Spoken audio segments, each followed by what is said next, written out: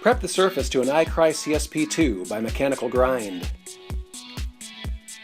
Mix 2-part SPARTACOTE FLEX PURE pigmented material together with a slow-speed drill. Pour a ribbon of material and spread using a SPARTACOTE broom. Backroll the resin in a perpendicular fashion.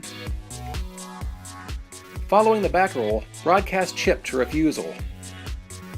Allow the chip broadcast coat to cure. Remove excess chip by broom and retain for another project.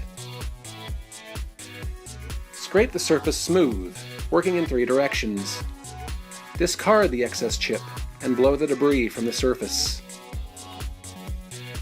Mix 2-part SPARTACOTE FLEX PURE top coat.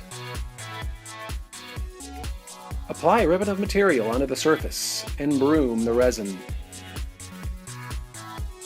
Backroll the pure top coat in a perpendicular fashion. The surface is ready for foot traffic in 2 hours and ready for vehicle traffic in 24 hours.